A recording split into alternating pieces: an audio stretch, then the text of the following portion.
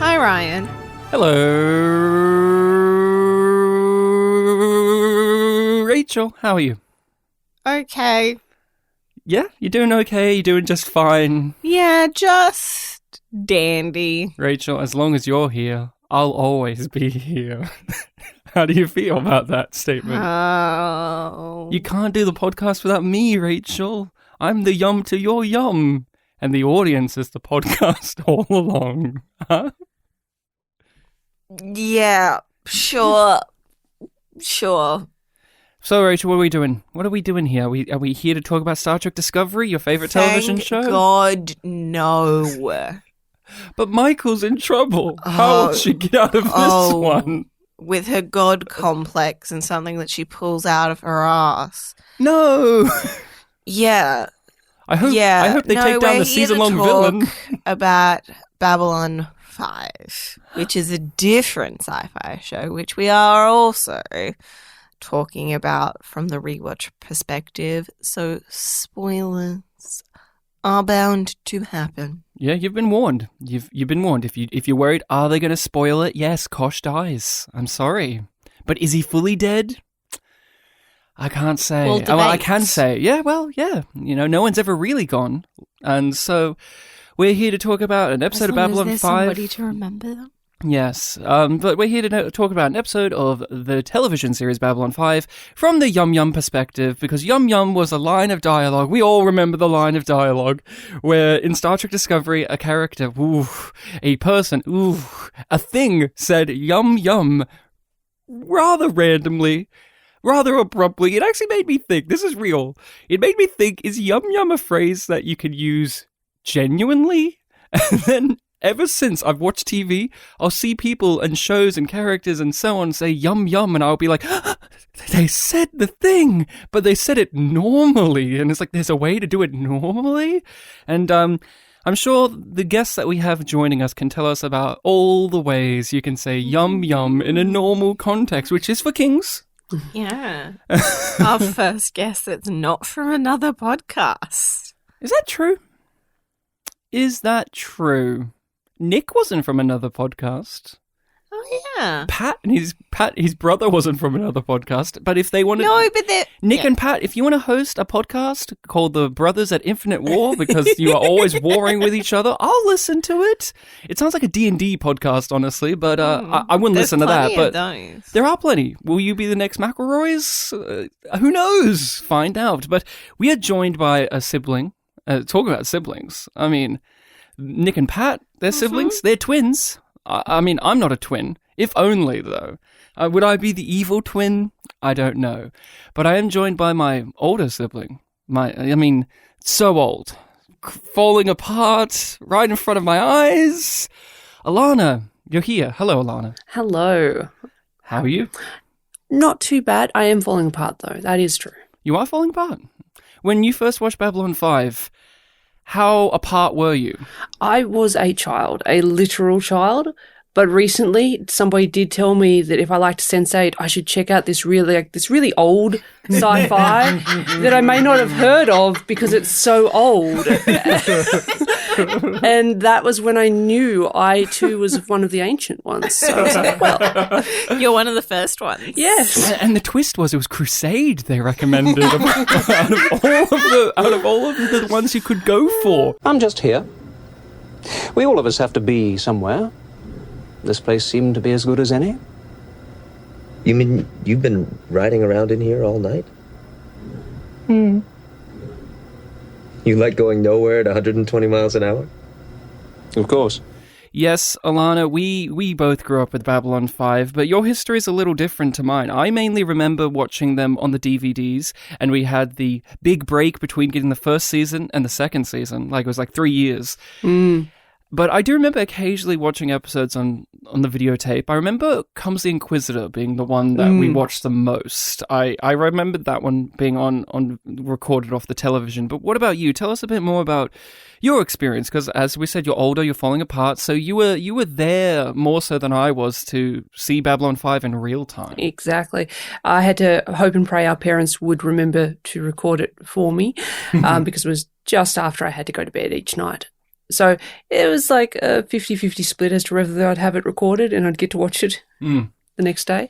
But yeah, all through primary school, my teachers had to deal with the fact that I had memorized the opening monologue for Babylon 5 and would tell them it.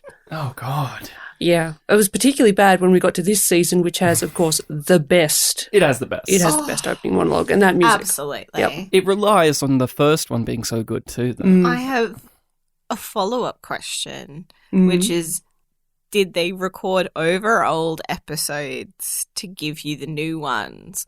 Or did you develop that unofficial collection of episodes? Yeah, I don't know. What on did they do? tapes? They didn't record over old episodes, I'm happy to say, but they did record just alongside other random pieces of media, which kind of ties into, I will always remember I loved Major Payne when I was a child, but I had to fast forward through Eraserhead to get there. Yes, yes. Yes, that's exactly how it was. And you have you'd always know the end of Eraserhead because it would be like, oh, well, I don't want to fast forward too much and then miss the best part of Major Payne, the opening. Exactly. So you had to get through the end of Eraserhead to get to your child-friendly movie. The way Lynch wanted it. Yes. He wanted you to watch Major Payne afterwards. That's what Damon Wayne wanted. He wanted you to do it that way. It was the obvious pairing. So let's just get into the discussion, Rachel. You have the DVD description for this because we read the DVD description because it's art. Somebody wrote it. JMS probably. Who else would it be? He wrote everything else. Statistically, it's him. He's to blame. We are up to episode 15, Interludes and Examinations. Nothing succeeds like success. Knowing that a major victory over the shadows will convince other worlds to join, Sheridan turns to the reclusive but extremely powerful Kosh for help. Wow. And turn to him he does. He, in fact, points at him and yells at him. Let's talk about history relationship with this episode. I mean, there's a point in season 3 where you said, well, they did it. They did all, the big story things. And now we're having, the King Arthur episode is a little bit of fun. And you're like, well, it's fine now. We did the breakaway from Earth, and we'll wait till the end of the season to get all the big boys again. And this episode said, no. We're going to be back to the big boys right now. In fact, we're not going to wait till the third episode near the end. We're going to do this and then follow it up with a big 2-parter and just keep ripping you to shreds. So my relationship is just, I'm still stunned that it's this episode just happens. You're just watching it. You're like, oh yeah, I had the King Arthur episode. Oh, we're getting back to the story a bit. We had a Bester episode. Oh, that's cool. And also, it's just, you don't expect Kosh to go, because Kosh has always been there, and he's always been a character without actually being a character. Even though his life was the first one that was threatened way back in the Gathering. That's very true. He's the one that faces death first out of our entire cast. That is right. Yeah, that's a great way to look at it. And in all fairness, I didn't grow up with The Gathering all that much. So we just had the first season. So even then, it's just you can't take down Kosh. It's Kosh. But you feel something. What about you, Rachel? I mean, Kosh is an interesting character. And this episode is hey, it's about Kosh, kind of. Yeah, Kosh is important, but not ever present in the episode. We do get some cutaway ominous shots of him. Yeah, the episode revolves around him. I remember getting to the end and turning to you and going, what the fuck? I know. And Londo becomes a bad boy again, properly. Yeah. He commits to it this time. One of the first instances of me going, Londo really learns the wrong lessons from things. I remember you viscerally yelling at him and going, I'm off the team. You were very much from this point till near the end of season. I was so disappointed in him. You to the end of season 4, you were very much anti-Londo. You were I hate this guy. He's piece scum. Of shit. I hate him. I hope he gets a bad. You were I hope he dies. Yeah, I wanted him to die because I was just you just Sheridan's just got this alliance, and I was why weren't you there when Sheridan had his little speech where it's just like, actually, I don't know what the shadows want, but they want to fuck everything up. Well, he already knows this, doesn't Yeah, but he's like, oh, he? but like it's specifically like around the idea of if we're involved, then they won't turn on us. Contrasting with the Gammons, if we don't get involved, they'll leave us alone. The Games, yeah. Oh, Neil Gaiman blushed that day when he saw those blonde guys. And it's just like, Londo, get the message.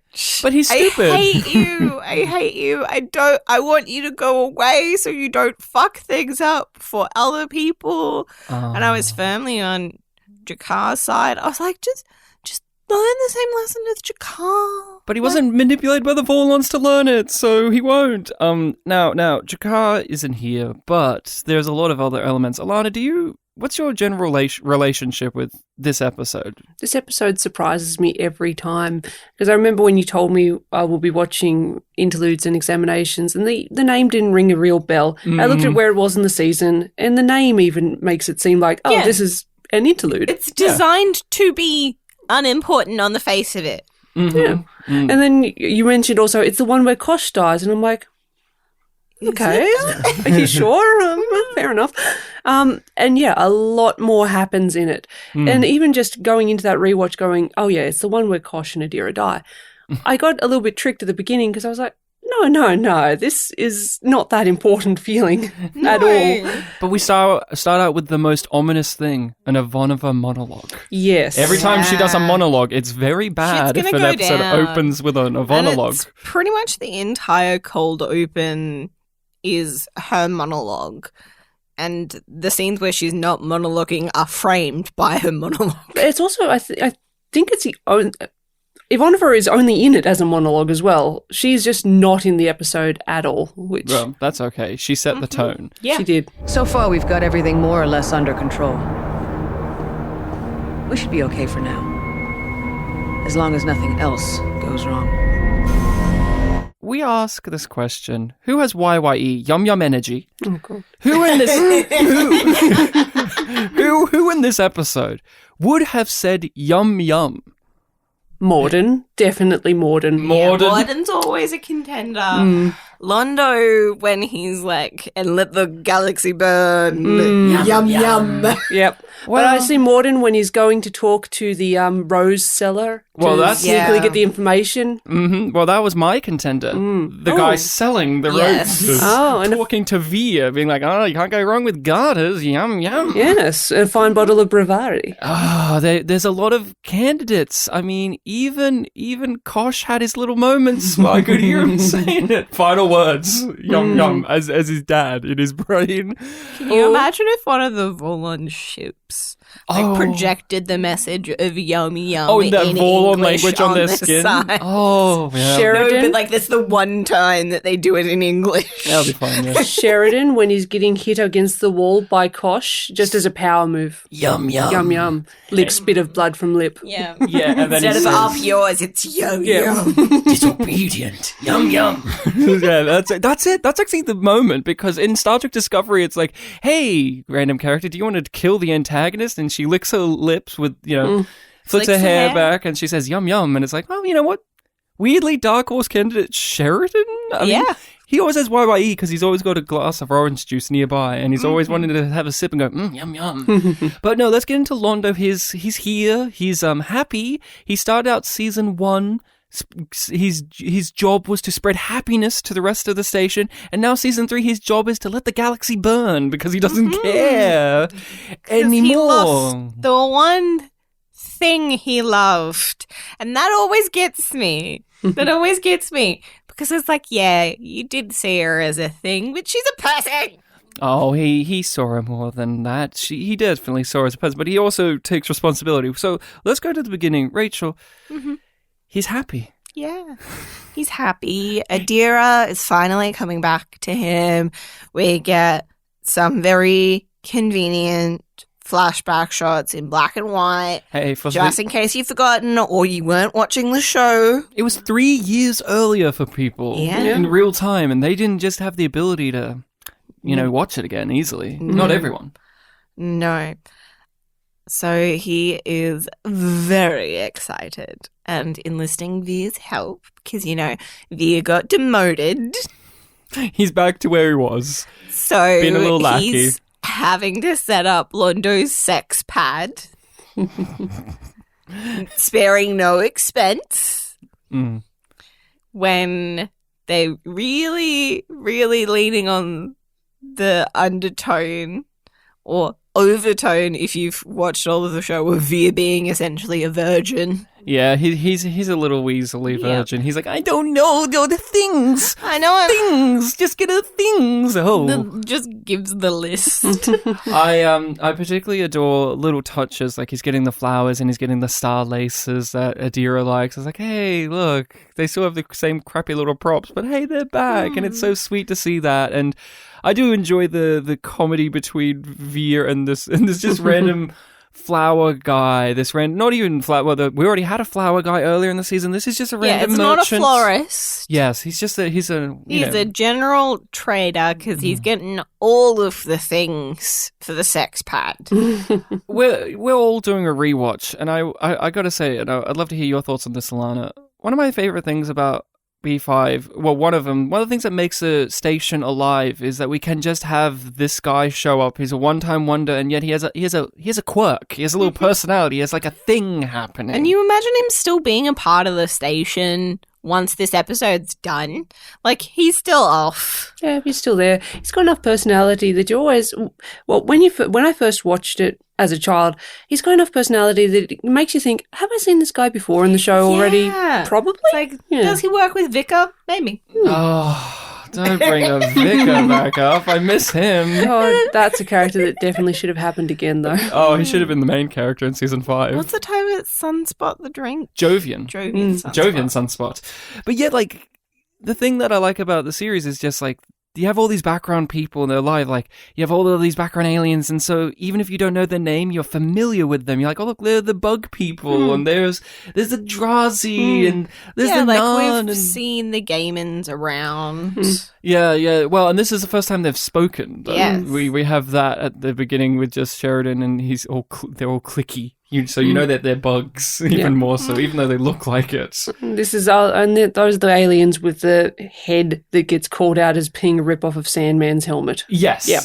Yes. Classic. Yes, and of course, those fools don't know that JMS and Gaiman are joined by the hip. You wait till season 5, everyone. You're going to get a real surprise. But Adira comes back. We get probably the funniest moment in the episode with Veer, where Veer sees Morden, and he's just like, no. But, like, I love the sort of just visual storytelling of he sees Morden and he goes the opposite direction. and then he's so annoyed when Morden just rounds the corner with that smile, and it's just like, oh, punch him, please. Please. Just... Actually, no, Morden is a man that deserves to be slapped. He is a slappable face. He looks like he's been slapped. Face. He does. Yeah. Someone's given him a good one at one point. And like, a good, like, full-on slap and then a backhand on the other cheek. And they didn't take the ring off. I feel like it would be, Talia. It would be Talia Winters. I could see Talia slapping him. She did slap because of Morden, remember? Yeah. To Sheridan, take that. Oh, but of course... Allana, what does Veer and Morden have to say to each other here? The classic, what do you want? How can I help? How can I help? Die? Short of dying. Can't think of a thing. Just die? Just die. Just die. This is the thing about Veer, right? Like, he's so sweet, but when he doesn't like a person, he really lets them know. Like, Reefer, he doesn't like Reefer, so he won't pour his drink. And Morden, every single time, he's like, I will just insult you and you will do nothing. And he will not pretend. And it's been getting worse and worse. At first, he doesn't like to talk to Morden, and now he's just getting openly, I hate you. He's already said that he wants to see his head on a the spike. Oh, and he'll have that reward He will soon. get it. He will get it. So Londo good. does something right in the end. But- Maybe a little. Maybe just a tad, just But a like tad. it doesn't work. It works out well for Via. It slightly works out in the short term for Londo. Does not help the Centauri people in general. No. That kind of Makes- sums up Londo. That's Londo. Yeah. Did you ever think that Adira was going to show up in the episode?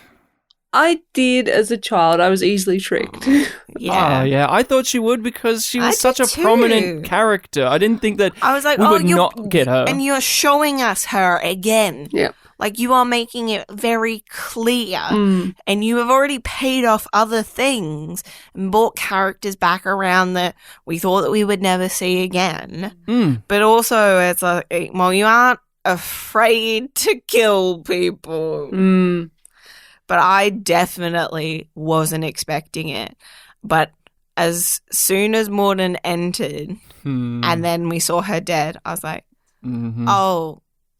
Please, Londo, figure it out that it was fucking Morden. He threatened you at the start of this episode. No, but it's for poison, you It's see. poison, so he makes it reefer. I did think she would turn up just because she was such a prominent guest star at that first time. And so I was like, well, they wouldn't waste that. They would bring her back, Yeah. which they do. They do a lot of work to set her up. Yeah, I just assumed that it would be like, I mean, I guess it makes sense. Like, obviously, they would kill her because, you know, it's a show and you have to motivate Londo to be shittier. So you got to kill the girl he likes. And it's a good motivator for him because he's very emotional. And you get that when you have him. And again, the writing tells you very much so. Londo's like, Via, I'm happy. And it's like, no, Londo, don't do that. It's Don't be dangerous happy. for anybody to be openly happy.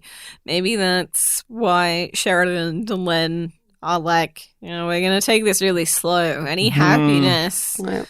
is dangerous and usually fleeting in this place. Yep, just look at Dodger. Look at Dodger. That's Babylon 5. They do the pendulum swing from scene to scene where it'll end with like, things are really happy, and then it'll be the next thing is really sad. It'll be like, it's really happy, and then it's really sad. It's Yeah. like, we got a victory against the shadows. Yay! And then, well, it just... But even like the change from like the tone of Ivanova's monologue to setting up this stuff with Londo. Yeah, Londo's Londo. He's just doing Londo things and being all wacky. And then by the end of the episode, he's like, no, guys, I'm the antagonist of the show. And Never Ivanova's like, forget that. well, you'll never know. You'll never know where Londo's gonna go. It's like, Londo's gonna make the wrong choice. That's what Londo's gonna do. And then, obviously, we get him and Via waiting. Hey, where's Adira at? I don't see Adira around. Hey, Couldn't have missed her. I forgot this little touch, actually, where the guy at Londo asked if anyone's behind you was the guy that killed her. Yeah. That was a nice touch. That slipped my brain, and then when it happened, like, oh, see, again, fleshing it out, bringing it a bit more into the... And I love that Morden has a day where he keeps exchanging the same little crystals and diamonds to people. He just keeps getting his jewels back. Yeah. This time, you know, he gave that guy the jewels. We don't know if he got those jewels back from him, but you assume so. It's been this episode is Morden had a really good day. Oh, he was very pleased with himself. And his Spidey people would have been very pleased with him as well. And clicking in the background. Is it silly to you, Allana, or is it cool that Morden has shadows to the left and to the right of him at all times? And does it make sense? It makes a lot of sense. Being that smug, you have to have backup at hand constantly. Otherwise, yes, he'd have been slapped a lot more. Do they phase through things? How does he walk in, like, crowds of people? You know, I'd never actually considered that, but they don't seem to phase through doors. Whenever we can see them, they go through doorways, which maybe they crawl along the ceiling a lot more. Wouldn't that be fun? Yeah. My associates need a voice and an ear in the Centauri Royal Court. If you violate the terms of our agreement, my associates may turn their eye toward your homeworld. Then we shall pluck it out. You have moments like this where he goes, nothing matters to me, so everything's up for grabs. But the show keeps coming back to, no, Londo, you think that, but here's a new thing. Like, next season, it will be the Mad Emperor, and it'll force Londo to care about the stability of his people, and But you keep having that. He does that. He's always consistent with that, because even though he says, like, as long as you can guarantee me the safety of my people, the rest of the galaxy We can can burn. burn. He wants his people to be safe and to be glorious. But sometimes He's through just that, an old Republican. he's an old Republican Yeah. dreaming of better days. Yeah, but He he often forgets how important his people are. Well, through those to journeys, he learns often that other people are important. So we'll see how he'll learn how Jakar's important, and he'll see him as a person and see him as an equal and even better than him, perhaps. And he'll That see nephew. and he'll see That never comes back. Yeah. and or we'll see later on too, like he believes in the Interstellar Alliance, and even though that's something that would, and on we go. I think it's just good to have that, because the message of the series to me in a lot of ways, and we see it in this episode, is there is no point of where you go, nothing matters. Because you look at the Vorlons, and they always come across like nothing matters to them, like everything's inferior, everything's... But this is the episode where Kosh says, you're right, things matter, and there are going to be consequences to me believing that, but even the ancient old god with the silly little head and the tubes that go in and out of him and wiggle about... He cares. There are things that are like, this is important. You can't just be like Londo, where it's like, nothing matters, only revenge, because that leads to nothing other than ruin. And I think that's a rather interesting little thing, because this episode's made up of like 3 primary plots where characters are having to confront something about themselves, and do they learn the right thing or not? And Londo, of course, is the morality play here, where it's like, this is the bad ending. This is the one where you learn the wrong thing. Yeah, and it's sort of a part of what the show toys with a lot and goes back to a lot is like the Vorlon and the Shadows questions of who are you and what do you want? And the danger in responding to that in certain ways of the Vorlons are, they say that they know who they are, but they don't enact their values, and that becomes really dangerous. They only do it selfishly. They only do it selfishly, and what Londo wants is also deeply selfish and thus inherently dangerous And it's easy to as manipulate. well. And Sheridan is being selfless. Mm-hmm. He's thinking of And saying- others. He's showing who he is by telling Kosh what he wants. And then you have Franklin there, where he's having to figure out himself. Yeah. He ends, we'll get to his story, but He's trying to juggle those two questions himself of like, who am I when I'm not a doctor, and what do I want from my life? Yeah, and he doesn't know. He's the one who's like, I have no clue. I need to figure that out. Let's see in the rest of the season where he goes. And in many ways, I think Franklin was trying to be selfless by throwing himself as far into his work as he did, but he actually kind of tripped by not trusting others to help him, which I think is another big through line of the whole thing, that we can't just do everything ourselves. No, that's another that's- falling point. Community is a strength of humanity as well as like everything in existence. When we work together, we can create a better good for everybody. And we can only truly achieve that when we work together. Franklin's story is something that as I get older, the more I like it and love it, and it just hurts so much more, because when I was younger, It gets better each rewatch for me. when I was younger, it was like, oh, look, Franklin's cool. I don't hate the guy. He's fine. Like, I usually like the Doctor characters in my sci-fi, but for him, it was just like, he's fine.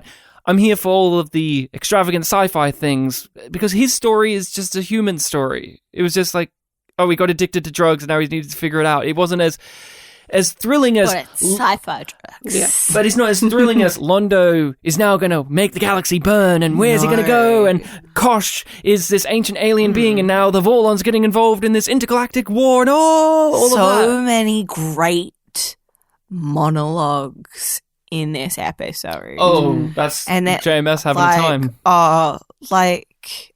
I know that we mentioned it, but I do just want to say I fucking love the monologue that Ivanova gives.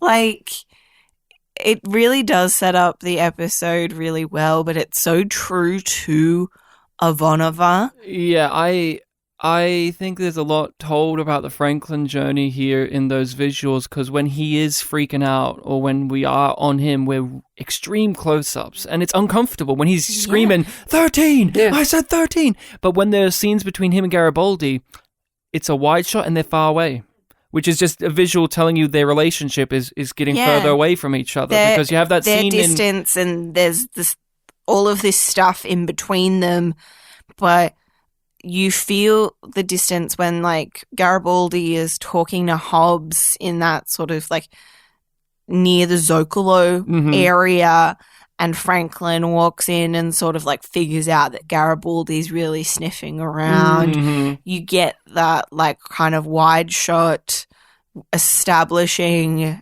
their relationship to each other physically, but that reference to the emotional connection or lack of emotional connection, and then it goes in on Franklin. And you're just seeing how haggard he is. Franklin as a character, Alana. Also, like, how pissed. Oh, he's pissed in this episode. I love he's angry Franklin. Like, how dare you go behind my back? And it's just in the performance of the actor and the trust that he'll pull it off. Oh, he's great. He's great. He was great from the beginning. Richard Biggs was like the actor who plays a human who knew their character from the beginning, I think. But Alana, Franklin, what has been your overall experience with this character? He's a character I've really grown to like as I've gotten older. As a child, I hated Franklin. I couldn't stand his storyline. All I saw was, someone told you have a drug addiction. You should notice this by now. And then he goes, oh, I think I have a problem. Like, cool. It took you a little while, but... Yay! And then a few episodes later, he's like, oh, wait, no, I actually have a problem. As a child, I found that infuriating. I was like, we've been over this story beat, guys. Come on. Yeah. But then you're like, people do this. Exactly. This is how people act. When you call them out on their bullshit, and they're like, no, that's not my bullshit. from and a then narrative. later they're like, maybe it is my bullshit. But even then, he goes back and changes his mind a little. And now, as an adult, I'm like, oh, wait, that's a very realistic kind of storyline to follow through. And I appreciate that a lot more. But as a child, you want the narrative version of it. Just move on. And I think a lot of TV shows these days will just have that one defining moment where a character's like, oh, I have a problem. And then they instantly swap things around, as opposed to Franklin's story, which was a lot more realistic. Every intervention works perfectly. Yep, everyone. It's amazing. Like, it's just like... And they're far more... Definitely not like their How I Met Your Mother episode, where they get addicted to having interventions for everybody. And interventions, they solve it. Usually. Well, Garibaldi tried. He had multiple interventions. Garibaldi tried and it didn't work fully. Reached out. And the fact that Garibaldi is the one that is reaching out, the one that can see the problem because he is an addict. Exactly. And I really liked how they did that with Garibaldi's character. When we first got introduced to the fact that he was an alcoholic, the logical assumption is, we're going to have to deal with that and only that. That's the only way your plot beat of being an alcoholic is going to happen. Yes, it's going to be his defining character for... But it was so nice to see part of his defining characteristic come up in a different way. He is able to help others based on what we could see as a weakness, a flaw in him. It doesn't just matter that he's an alcoholic, it matters that he's an alcoholic in recovery. And he can talk to Franklin like nobody else in our cast of characters can talk to Franklin, because he has an understanding. And as well as he's your usual empathetic, I'm here for you, buddy, Garibaldi, but also like even him being the chief of security grilling you factors into the this conversations. is a liability for the station But- and for me if this keeps on going. Like, I'm trying to nip this in the bud because I would rather this not become a problem. Also, But each time he comes back to Franklin, it is a bigger deal. and it's a great thing that this whole storyline was not done as a single very special episode. No, it really matters that it's sprinkled throughout and it relies on other things. But if you miss those episodes, because that's just a fact of when this show came out, you still feel like, yeah, this all works. This all makes sense. There is something to be said too about the almost criticism that this story has of the Doctor archetypes or the Doctor characters in these shows, in these sci-fi shows, I where am the one to save everybody. where we cheer them on for sacrificing everything about themselves because they solved the plague at the very end of the episode and everything's okay and yay, and they destroyed themselves and it was wonderful because they're brilliant. It's Bashir. He's so brilliant. He's a genetically modified man. He's so Babylon wow. 5 always wants you to know that there's a cost. Yeah, and it's Even- not cool. It's not cool to do this, like to be this, to go to this level. There's something beyond just being virtuous and selfless. In fact, we hear it. He's running away from himself, and that's his character. He would run away all the time. He would get on a transport ship and hitchhike across because he's always running from himself in some way, shape, or form. Confront himself. But he has the capacity to. That's what makes him a Yeah. fascinating character. It's not as if his character is solely like he's always avoiding everything of himself. Like when you have episodes like when his dad comes on board, he's willing to give it a shot, but it's hard to do it. Like that's what makes him feel more habit realistic. of avoidance is there and deeply ingrained. And it's really fascinating looking back on that episode with his dad, because it's not just that he doesn't want to face the problems that he's having with his dad. He doesn't want to face the part of himself that is in conflict with that part of his dad. And Franklin is a character who stands up for what he believes in. He's the character that says, I don't like what's happening with the telepath. I'm not going to just say I don't like it. I'm going to actively do something. I'm going to actively do something about I'm going to actively help the lurkers. I'm going to actively not pick sides of like humans and aliens. Like I'm going to Life. He's He's there to protect life. Yet when it comes to his own well-being, No. he can't do it. No. He pushes it aside because everyone else is more important. I can save others. Maybe you noticed, maybe you haven't, but I haven't been doing as good a job around here as I should have. Kept wanting to do more, and I ended up doing less. It's ironic, you know? When I look in the mirror, I don't see me. I see the job. I was the job. Nothing else mattered.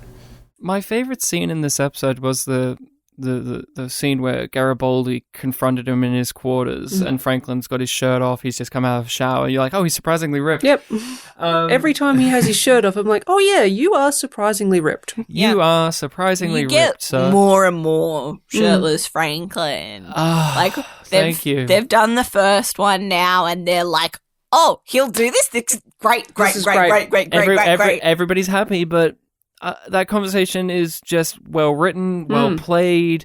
These actors know each other so well that they can just bounce off of each other. It's not melodramatic. It's sad. That's the thing. It's really sad Heartfelt. to watch these two come at each other, and Franklin is rejecting it, and Garibaldi may have to do his job to get this sorted out, and he doesn't want to do it. And again, that unique dynamic of having these two characters where one of them is a recovering addict. He understands this process. He gets it. He knows what's happening here.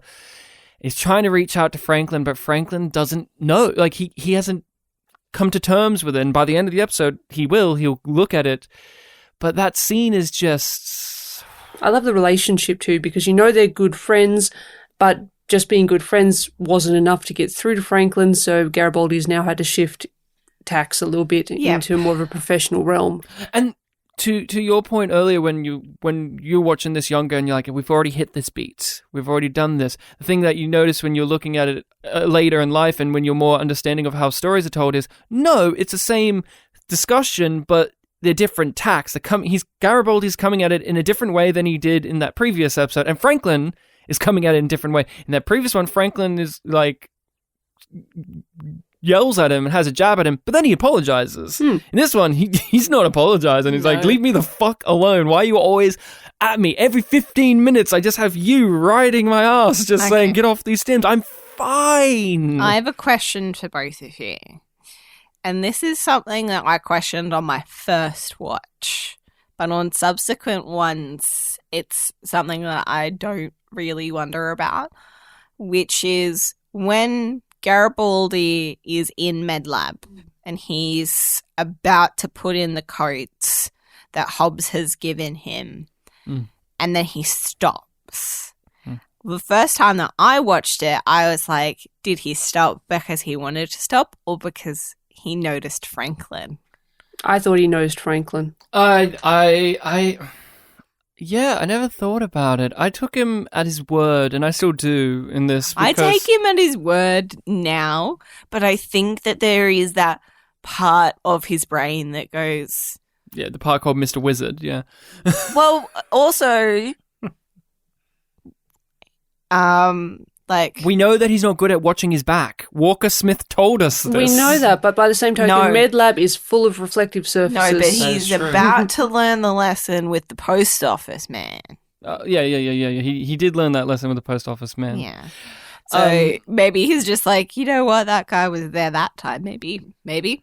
I do adore though that conversation too, where Franklin asks him why is like why did I do it or why did I not do it? Yeah. I love that line so much. But I like the line that Garibaldi... It's so Garibaldi. I like the line that he follows up after because it's true, which is the whole sentiment and statement about, well, I've already told you, like, if you can't trust me, your friend, to tell you this, then me just digging up this evidence isn't going to sway you any. Like, me just doing this is more for my own benefit than it is really yours in the end. You need to come to this problem, not me come to you. Because if you can't accept it from me coming at you from a place of friendship, me coming at you from a place where I've just smacked down the data isn't going to help you. And I like that because you can tell, like, he's an addict, recovering addict. He knows that, like, that's not going to be beneficial. And also, as him as a person, he still doesn't want to be chief of security Garibaldi solving this case. He wants to be the friend. He wants to be the guy that hopes that that Franklin will figure it out. I'm curious to know, Allana, what do you think about how Franklin approaches... like how he comes at the revelation that he's an addict? Because he walks in and he says, well, I've already looked at it myself because I wanted to prove you wrong. How do you feel about how he unfurls the information? Because he gets very scientific about it, very math-based. He does, and I like that. It felt like he was convincing himself again and again. Yeah. As he explained it to Garibaldi, he was kind of explaining it to himself. Like, I really have to face this now. I am trained to look at this in a certain way, and I can't look away now. I've given myself a lot of excuses for a lot of other parts of this, but I can't give myself an excuse for this. I can't figure one out, so I have to just face it. Yeah. And he still approaches it as a scientist. Yeah. Again, which is the problem. Like, who is he? He's coming at it as a doctor still. Like, coming at his problem... in the way that's caused these problems is the only way that he recognizes that he has a problem. Yep. A big reminder that we've also had the foreshadowing of the other doctor with stim problems. Yeah. Yes. And again... Dr. Kyle? Dr. Kyle and also Dr. mother from Lost in what was her Space, name? June Lockhart. Yeah. Where that's what happened to her. She went through this, and he was like, "Ha, that won't happen to me. That's so silly. How could that ever happen to somebody? How could somebody let themselves get like that?" Franklin, it's you, buddy. It's funny how easy it is to just lose track. You don't realize how much you're doing. But the numbers don't lie, do they? No, they don't. Franklin is a story that, I'm really loving. I love that character a lot. I know a lot of people, they hate Franklin. They think he's arrogant, or they don't feel sympathy for him, or they just don't know why his story is here. Again, I think it just gives this expansive feel to a series where we have a large ensemble. So you can have a smorgasbord of different type of stories with different types of tones. You can have wacky little comedy plots, but also you can have the I'm addicted to drugs and I don't know what to do, whilst also in the same episode have the big war between the aliens is kicking off to a degree even more so. The Shadow War has officially begun and Londo's doing this because this is a show with very skilled hands when it comes to catering to all of these different things. Because, there are those people who may not like the Franklin stuff, but guess what? It's not the whole episode. Nope. It's one of the bits. And we've talked about, too, sometimes, you wish that things could be a whole episode. Like when we watch Star Trek Discovery, we go, oh, this could be a whole episode. Why is it only one of 5 stories? Pacing and balancing things out is very important because Babylon 5 can do that, where we can have so many of these, but then a reward you go, hey, maybe this whole episode will be Franklin on a walkabout. There you go. We're now doing that. Or maybe this whole episode will be, wouldn't it be cool if the whole episode is Sheridan getting interrogated? Like, and you're like, wouldn't that be good? Whole A or B plot a lot of the time. Or wouldn't it be great if this whole episode was an ISN report? Like, you will get those. Yes. As well as just what we get here, where you have machine gun firing through like so many plots, where each scene is probably less than 90 seconds long, and you bam, bam, bam, bam, bam. Lots of variation in the length, duration, and purpose of scenes, but there's always like at this stage in the show, and it only gets better. Like season 4 is no filler, Old killer. Oh, so good. But every single scene at a certain point in Babylon 5 has such a clear purpose, and the length of that scene reflects its purpose. So it's not like, oh, we're going to have some fun banter because these characters were having fun and they did improv, or we need to stretch to this time limit. It's just like, no, we need to get this point across and this needs to matter to set up this thing, and it becomes a part of the whole, which makes it greater than the sum of its parts so much more than it's not the further that you get into the series. You have to have something to say. So we often think of the monologues. Oh, all these great monologues. Time the monologues. They're really short, but they're memorable and they feel big because there's something to be said in them. The big moment of this, like you could argue the 2 big moments of the episode that you remember is Sheridan yelling at Kosh and then Kosh appearing as his dad. Those are big moments because they're saying important things, but when you time them, they're really not that long. No. They're short and sweet, but they're to the point. Impactful. So it's not just how long it's on screen, it's how long it stays in your mind. Yeah, and some shows can be very guilty, especially if they're wordy shows like Babylon 5 is. This is written by a writer.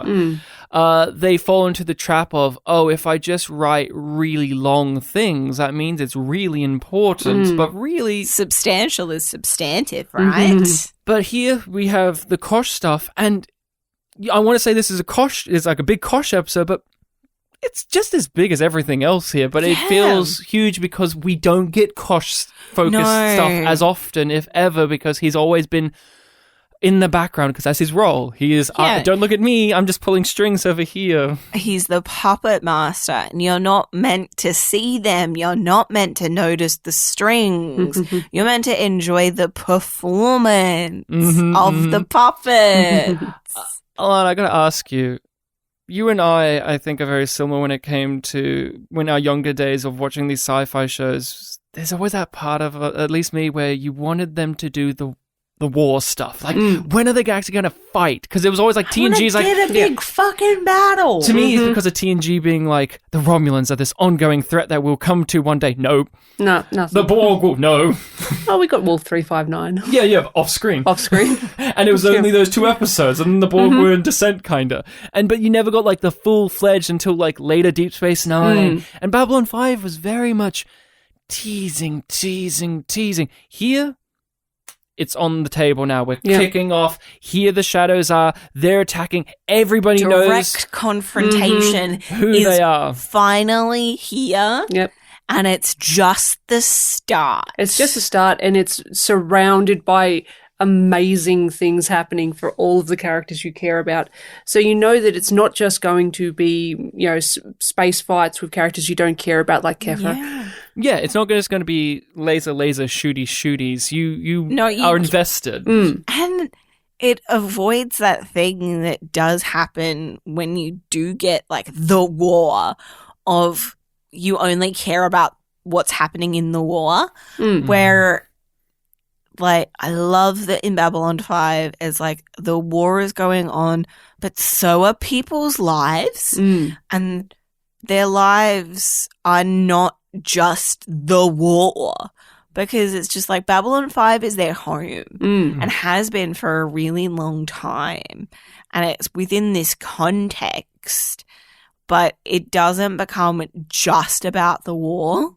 But the war does influence everything around the characters. Yes. I mean, it's because of the war in many ways that Franklin starts his stim problem, because we see how being cut off from Earth has made MedLab get more and more overwhelmed. And it's been his coping mechanism with stress from the very beginning. So now add seeing death as well from the Centauri War, because he saw nothing but death. A lot of reflected gods, it's Susan. Just compounding all of these issues within the characters as well. So we get this really great external conflict that all of these characters are dealing with. And the way that they're dealing with them is creating these own internal conflicts and other external conflicts.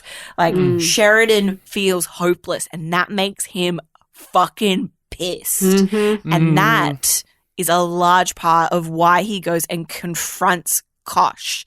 And he isn't willing to give up, even though he's having this huge interaction with a being that he has no idea. He knows nothing about what Kosh is capable of.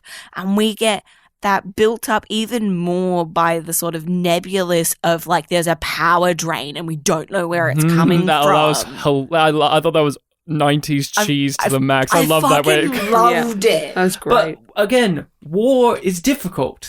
And the difficulties that the complicated. And this is Babylon 5. Can we get peace? Can we survive a war? The difficulties isn't the villains have a super weapon that we must stop. Oh no.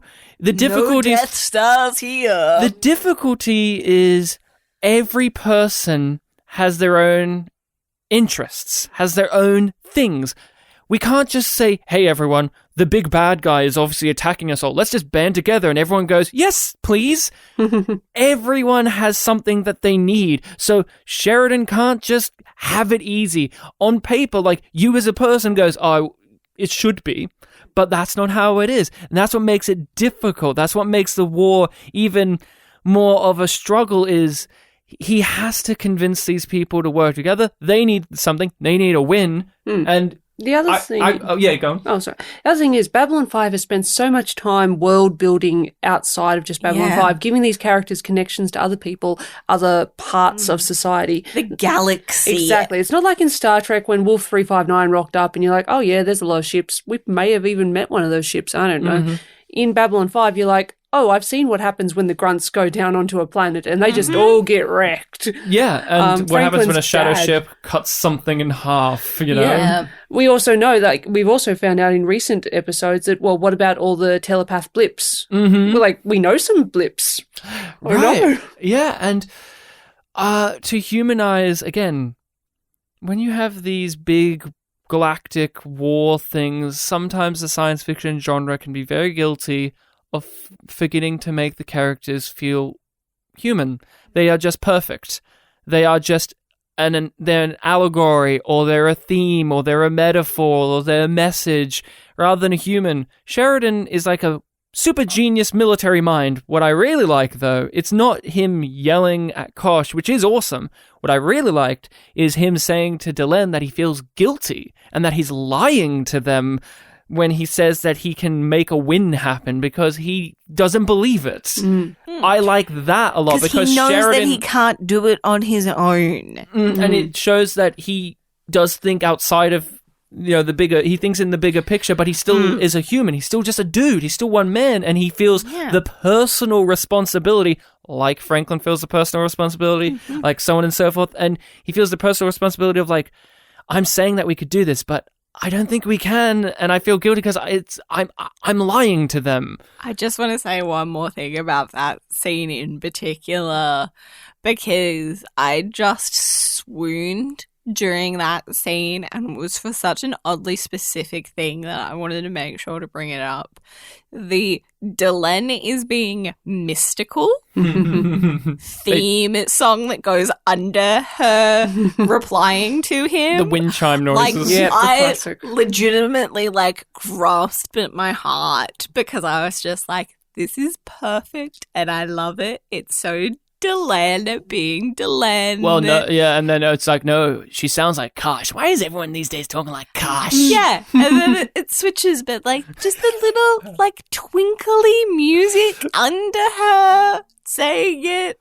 I loved it so much. And I mean this with highest... It made me so happy. I mean this with highest praise to Bruce Boxleitner, but he makes Sheridan so dumb sometimes. Because there's that moment where he goes, Kosh, and then you see his face figure out I should go talk to Kosh, but he's got such a dumb little puppy face, and it makes Sheridan adorable in a way where you go, he's not just this Superman. But what's worse? What? I feel like I'm lying to them.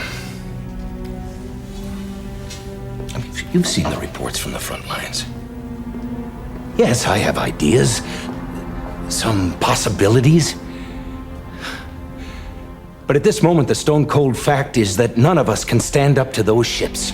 We get that back and forth between Kosh and Sheridan, and it has one of my favorite little details, which is Kosh moves really fast when he's given his response, like, I'm done now. And you've never seen him move that fast. So you really are bought into the scene. You're like, oh, what? Because it's extremely satisfying because he's saying, Sheridan's saying everything that you wanted characters to say, because Kosh stands there looking cryptic and everyone has to take it because it's the Vorlons. It's the Vorlons. The Vorlons most powerful, and we don't know what they're capable of. I mean, the season... Well, fucking show me, bitch. Season 5... Show me. Bitch slap me. So give good. me a mark on my cheek that stays. I do like that it stays as a little... Yeah. Season 5's opening credits even know what the best line in this scene is, which is, get off your encountered suited butts and do something. That was so good. It's so good. And Bruce Boxleitner is having to act against a thing without a face, and yet he makes it so real. You don't question it. You don't question in that moment that he's not talking to Kosh. Yeah, and that Kosh is this disembodied voice, and he's still doing the thing. Yeah. Impudent. That's my favorite line from Kosh. I love the sort of choreography with what we imagine to be Kosh's eye, and the way that it goes in and out, and the way that the color behind Like the squiggly lines somehow communicate anger. Mm-hmm. And I'm like, why does this make sense to me? Mhm. This seems utterly ridiculous that I'm looking at these squiggly lines inside, like, his orifice, his little sphincter Yep. that's It's an aperture. opening and retracting and going, oh, gosh, is pierced. Yep. Like, if you said that to somebody, they would be like, what the fuck are you on about, you weirdo? But the thing that's very important in this sequence is Kosh has feelings. Yeah. Kosh has feelings. He's You don't angry get that often. and he's upset, and not just that, but you see him change his point of view in the scene. He's no longer willing to be impartial, which is all that we've seen the Vorlons do as represented by Kosh, because he's the only Vorlon that we've seen. He's the only Vorlon that we know. And he's spouting the party line throughout this whole entire conversation of, no, we're not ready. It's your time now. And what is this, Kosh? This is a war that you want us to fight. You're supposed to help us, Yes, aren't you? and It's like, it's oh no, their there's only so war. few of us. It's their war. Yeah, that's the funniest thing is it is their fault. Oh, yeah. Everything's their fault. And Kosh is like, no, it's your time now. I just love how emotional. You're on the front lines now. Sorry. I was just going to say, I love the emotion you finally get out of Kosh, because before now, I'm going to say that Kosh's ship has shown more emotion than Kosh. Yes. Yeah, and you get the force choking and the slaps with energy beams on Sheridan, and Sheridan just says it like, kill me now. Just, what's the point? Like- I'm dead anyway. Just come at me, Like, bro. my life is fucking shit anyway. This is the last play that I have. And that is so different than Londo being like, this is my last play with Morden. And the classic thing, Sheridan brings it up, and this is what really unravels the whole Shadow War when we find out the big picture, which is how many bodies till you step in? Where's the line? Who's making these calls? This needs to end now. Like, what's the whole point? Homeworld wasn't enough. Wasn't enough, and that just makes you think about the whole futility and silliness of this war that they're fighting, because when does it end? What's the point? Where are we going with this? Like, because what are we doing here? Kosh? Rewatch perspective, we know that it's a war of ideological ideas. Like, it's them and it's their ideas that they're letting fight out through these proxy wars, essentially. And that can go on forever. I also think about how Jameis is a big history fan, and he looks at the Shadow War and the Vorlon War, and they come at it. We learn this over time, but they approach it like this nostalgic idea of what we think war used to be, where there were rules. We were all gentlemanly. You after this, and blah, blah, blah, blah, blah. But we met on a battle. We agreed on a time. You wore these colours. We wore these colours. And yes, we won't attack each other we directly. it out. The Shadows and the Vorlons agreed we won't attack each other directly, and once that happens, well, the gloves are off now. But it's silly. That's not how it really works. Once you're in, you have to go somewhere. You can't just be gentlemanly. Oh, yes, it's not a game. And that's how they play it. They play it like it's a fun little game for each other. I think it is now time to discuss Kosh's death scene. Ooh. I love this scene for what it doesn't show. His death? Him Like- getting ripped apart by shadows? Because, Him getting scorched? oh, yeah, but it is so tension-filled even after you know that he's dead because of the way that it's shot, the way that it's framed. And it doesn't make sense for this angelic being to have a body that is destroyed. No sign of a body. You will not find one. Then how do you know he's dead? I know. So did the Vorlons, somehow. They asked us to keep this to ourselves. They grieve for the death of Kosh as much as we do. But they know that the alliance we have formed with the other worlds is young and fragile. News of his passing could destroy it. So you know it's a big scene because it's a dream. Yep.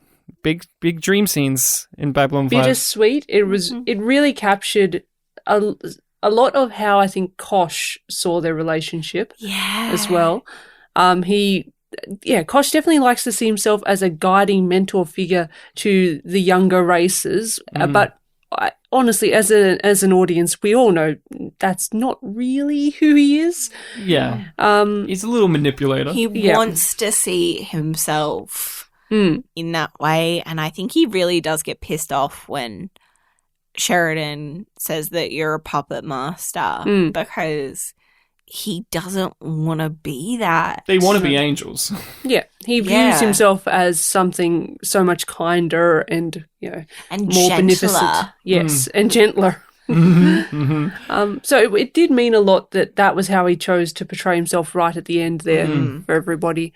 And such a good actor to choose to do it too. It really helped redeem Kosh a lot in the audience's eyes, I think, because I mean, when I was a kid and we watched it, this was the Kosh we knew as the good Kosh. Yeah. And it's still the Kosh who, it's the better Kosh. It's certainly in terms of our morality. Yeah, it is the nicer Kosh, but still not a nice person, not by any means. No. And you have this whole sequence is him saying goodbye. Yeah. It's him saying not only goodbye, but the thing that no Vorlon will ever admit, which was, I was wrong. I got old and stuck in my ways. I believed I was right, but really, you're right. And that's such a beautiful line that he has when it's just like, when you've lived as long as I have, you get used to it. You get used to just being alive. Whereas with humans,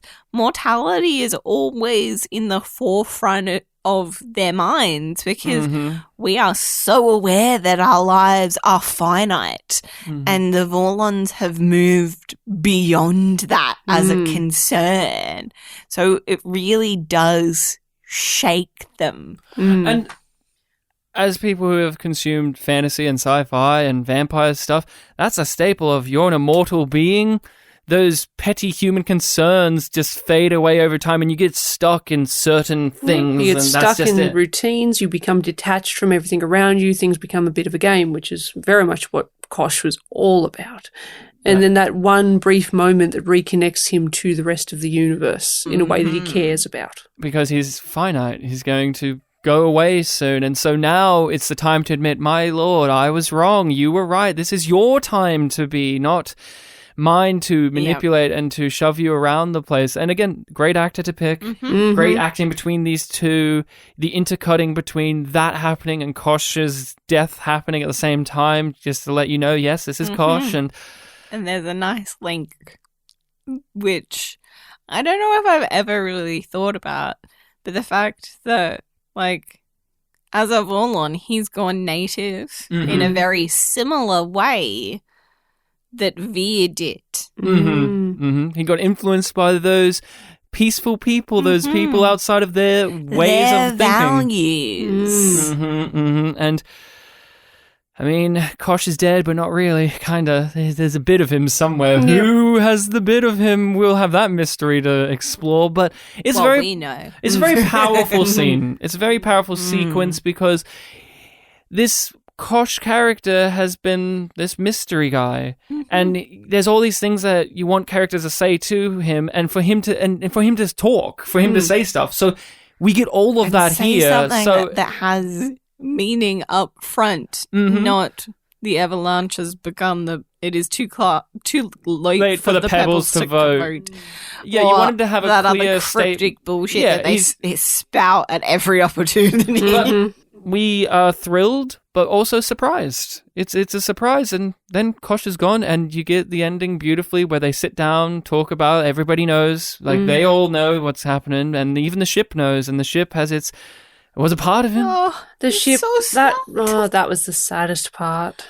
It's a beautiful ending, though. Yes. Just knowing that, it has a final mission. All these little flies things. off into the sun, white angelic light bleeds onto the screen to again hammering in that feeling like these are angelic beings. Even if Kosh has been shady, and the Vorlons will definitely be more shady. It's an end of an era because Kosh was the good one. Yeah. And you're like, now he's gone. And you go, wait, I didn't realize he was... idea We have when you're watching this for the first time, you have no idea what the other Vorlons are going to be like. If we are going to get any other Vorlons. Like, they say they could ship an ambassador out, but things are getting pretty bad. Will they actually get one? Who knows? I always thought that it was fairly clear that they were going to try and replace Kosh without anybody noticing because of the way that Delenn explains it. That is basically the episode. I think it's time to just dive into our actor spotlight section. Talk about an actor or actress that appeared in the episode. Go over their performance, what we thought about it. Any interesting little facts or tidbits that we've learned about them. Rachel, who are we discussing today? Who are we looking at? Who are we diving into? Because there's a few people here. I was looking around going, okay, we got a lot of guest star characters. We've got Rance Howard himself, father of Ron Howard, of the Howard clan. But that particular patriarch and that scene is wonderful. But that actor does get to come back. Yes. Well, one we're talking about today also gets to come back. We're going to talk about the actress who played Dr. Hobbs, and I found out on IMDb that Dr. Hobbs is spelled differently in 2 episodes with an E-S and just an S. So, which do you prefer? Just an S. Just an S? Played by Jennifer Balgoblin. Balgoblin, yes. Maybe. And Dr. Lillian Hobbs. Yes, Lillian Hobbs. This is her first episode. She just shows up and she's Franklin's rival doctor friend. What did you think about her as a character in that general performance? I liked her. She came across as somebody who knew what she was on about, but wasn't going to... She was open to discussion, which was important. It wasn't just her way or the highway, but she also wasn't going to back down when she knew she was right. I did like that she wasn't going to just hand over information to Garibaldi as well. That showed a good sense of morals about her. You can see why she works with Dr. Franklin there. I like that performance a lot because she has to come in and give us a character in a short amount of time. She hasn't been in the episodes before. She has to come in and make us believe that she's a colleague of Franklin's, that he's butts heads with, and that she isn't an antagonist. She's someone also reasonable. And yes, you have that sequence with Garibaldi where they're talking and she understands what Garibaldi wants, but she's just not going to give it to him because, again, she doesn't feel right about that. And she doesn't agree with Franklin often, but she respects him as a person. And I think she does a really great job here. And I'm glad that they do bring her back. She comes back a few times. She's in Walkabout. And then she's in like the second last episode of the show. Yeah. Oh, wow. Because she takes over Franklin's job. And there's Objects at rest. There's my criticism. And I don't know what was happening with this actress, but if they just had her once or twice more in season 4 and season 5, it would have been couple good. More because in the background, even if she didn't have the speaking role. Because there are many times where Franklin could have somebody to bounce off of, and it could show that Franklin's character, when he does come back as being a doctor, isn't just doing it on his own, which is kind of what does happen anyway, which is, they handle it differently still, but like, if she was there more often, you could buy her being the one that takes over his position, like we did with Talon taking over Jakar's position, because we had Talon several times throughout the series. She's here 3 times. Rachel, thoughts? Dr. Hobbs, she comes in, she has to She's solid. be no nonsense. Yeah. She is unflinching. And it's just like, yeah, Franklin needs that. But also, like, you're doing your fucking job. And you're just doing your job well. Mr. Garibaldi, Stephen and I have had our professional disagreements from time to time. But I don't want to see him hurt. Neither do I. So I looked up the actress. I was curious of what she's been up to. This is one of her last roles. Then she went on a break for a while, then came back for Repo Chick in 2009. Nevada. Because she was in Repo Man, the movie. That was one of her first roles. No, it was her first role. So she played Debbie in Repo Man and then Nevada in Repo Chick. She started her career with Repo Man, ended it with Repo Chick. Book ended. Lovely. Book ended, but I gave her a look. She's been in a few things, Rachel. You'll go over those, but I looked her up now. She has social media. She has LinkedIn and stuff, and it seems like she's done a few things. She worked in the field of science for a little while. She is I think last updated I saw she was an in-home carer, so she's been doing that stuff. So she may not be active in acting in terms of film and television. She may still be doing it on stage. We've known that many guest star actors still do their little bits, but she seems to have at least shifted away from film and TV for a bit. But she appeared in a few things of note. So she was in Contact, Weird Science, and Cherry 2000. Weird Science is probably the one that she's most known for. She's one of the gang, and she's opposite the guy from Mad Max 2, the one with the mohawk and the little gay lover in Mad Max 2. So I saw a picture of that and I was like, oh yes, I remember her in Weird Science. She was in a random episode of ER. She was also in an episode of the TV show Beauty and the Beast. Oh, with Ron Perlman. Oh, yeah. And we've had an actor that was in that. And as well, the leads. Do you want to take the last thing? She was in an episode of Space Above and Beyond. For real? Mm-hmm. So in this part of her career, she was just doing a bunch of little sci-fi fantasy stuff, and then she's like, I'm done. I'll wait for Repo Chick. Fair. And again, I think she's very good. I would have liked more of her, if anything. She would have been great as an addition. And I think Babylon 5 just didn't have the ability or wasn't interested in having other Doctor characters be a little bit more regular, because we had that other Doctor, Dr. Hernandez in Believers. She was a good actress. I liked her. I would have liked to seen her again. We had Dr. Lazarin as the Marcab Doctor. He was just in that one episode. We heard about him. They're not as interested in B5 of having a regular doctory characters like they are with security characters or other Earth Force people, which is unfortunate. Like, again, if this reboot ever does happen, that would be something I would like to see. To be, because I feel like Hernandez and Hobbs feel a very similar. Yeah. Like, as a kid, I thought they were the same person. Yeah. I still occasionally fall into that trap. I have a quote from this particular actress. She wrote a book. Yes. Called My Cloak of Colours. Cool. And this was like her quote, sort of like a blurb that was on a website that was selling secondhand copies.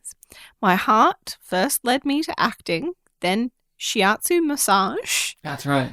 And when I fell in love with life, I started writing because I needed to express what I was feeling. There you are. Just That's nice. Sweet quote. Dr. Hobbs, great job. I want to see more of that character. Very good little And you know what else is great? This episode, I give it a yum yum. Yum yum. We have our rating system, yum being bad, yum yum being good. No half yums. No half yums? We no gradients. It's good or bad. I give this a yum yum. Yum yum. Oh, this has to be a yum yum. Yum yum. Do you feel good saying that? I don't. You don't like saying yum yum, do you?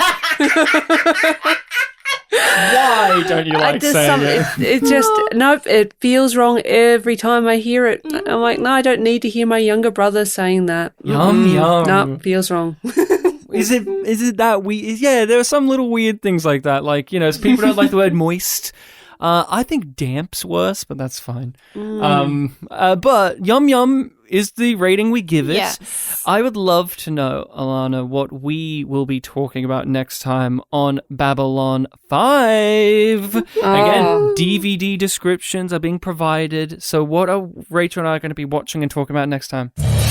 On the next Babylon 5. Oh, you lucky people. War Without End, Part 1.